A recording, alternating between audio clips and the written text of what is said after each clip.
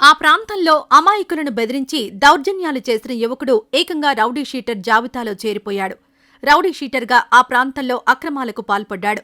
మత్తుమందు, గంజాయి విక్రయించడం మొదలుపెట్టి భారీగా డబ్బులు సంపాదించాడు.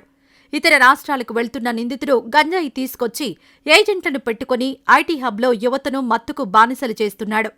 ఇంత చేస్తున్న రౌడీ షీటర్ పోలీసులకు భయపడుతున్నాడు. అయితే రౌడీ షీటర్ అతని అత్త కొంపను ముంచేయడం హాట్ టాపిక్ అయింది. బెంగళూరు నగరంలోని జగ్జీవన్ రామ్ నగర్లో సయ్యద్ అస్గర్ అలియాస్ సయ్యద్ అనే రౌడీ షీటర్ నివాసముంటున్నాడు. చిన్న చిన్నగా దౌర్జన్యాలు, గొడవలు చేస్తున్న సయ్యద్ ఆ ప్రాంతంలోని అమాయకులను బెదిరించి డబ్బులు వసూలు చేయడం మొదలుపెట్టాడు. సయ్యద్ ఆగడాలు రోజురోజుకు ఎక్కువయ్యాయి. జేజీనగర్ పోలీసులు నిందితుడు సయ్యద్ మీద రౌడీ షీటర్ ఓపెన్ చేశారు. తర్వాత సయ్యద్ అనేకసార్లు జైలుకు వెళ్లి వచ్చాడు.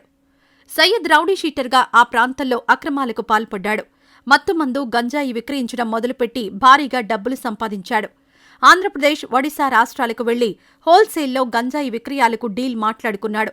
ఎక్కువగా ఒడిశా నుంచి గంజాయి అక్రమంగా బెంగళూరు తీసుకొస్తున్న సయ్యద్ గంజాయి వ్యాపారం చేయడం మొదలుపెట్టాడు. రౌడీ షీటర్ సయ్యద్ పోలీసులకు భయపడి ఎక్కువగా గంజాయి విక్రయించకుండా జాగ్రత్తలు తీసుకున్నాడు.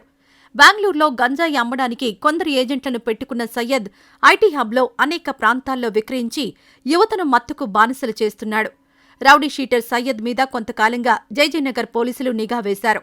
సయ్యద్ గంజాయి విక్రయిస్తున్నాడని పోలీసులకు పక్కా సమాచారం అందింది.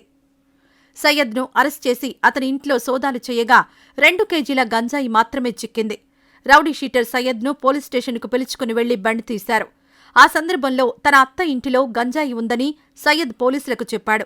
గురప్పన పాళ్యాలోని సయ్యద్ అత్త ఇంటిలో సోదాలు చేస్తే 22 కేజీల గంజాయి చిక్కిందని పోలీసులన్నారు. తనకేమీ తెలీదని, తన అల్లుడు ఏదో లగేజ్ తెచ్చి పెడుతున్నాడని అనుకున్నానని, ఇది గంజాయని తనకు తెలీదని సయ్యద్ అత్త చెబుతోందని జయజయనగర్ పోలీసులంటున్నారు. పోలీసులకు చిక్కకూడదని ఒడిశా నుంచి తీసుకొస్తున్న గంజాయిని అత్త ఇంట్లో దాచిపెడుతున్న సయ్యద్ కొంచెం కొంచెం గంజాయి బయటకు తీసుకొచ్చి విక్రయిస్తున్నాడని పోలీసు అధికారులన్నారు. తన ఇంట్లో ఉన్నది గంజాయి అని సయ్యద్ అత్తకు తెలుసా, తెలీదా అని ఆరా తీస్తున్నామని జయజయనగర్ పోలీసులన్నారు.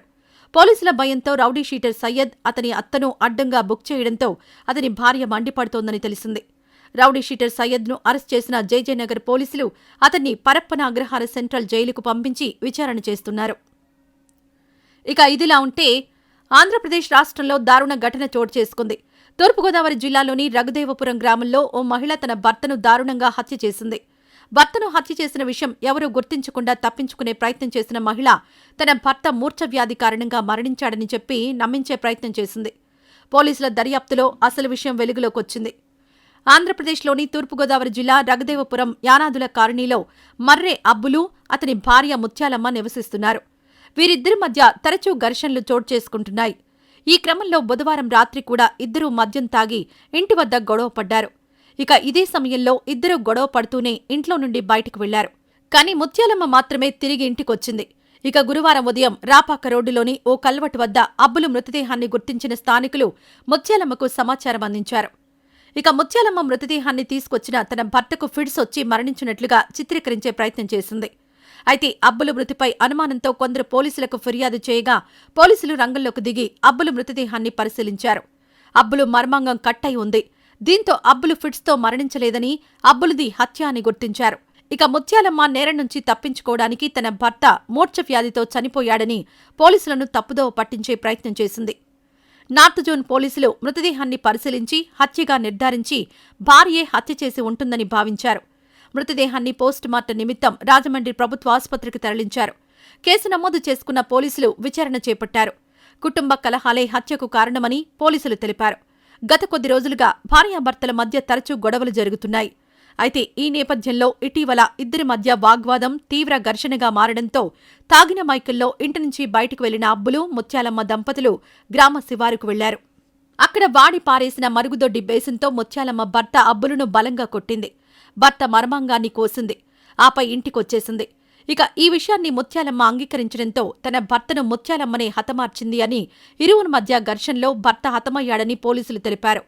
ఈ కేసులో మద్యం మత్తులో భార్యాభర్తలు గొడవపడి ఏం చేస్తున్నామో అర్థం కాని పరిస్థితిలో భార్య భర్త ప్రాణాలు తీసింది. ఇలాంటి ఘటనలు రోజురోజుకు పెరుగుతున్న పరిస్థితి సమాజంలో ఆందోళనకరంగా మారుతోంది.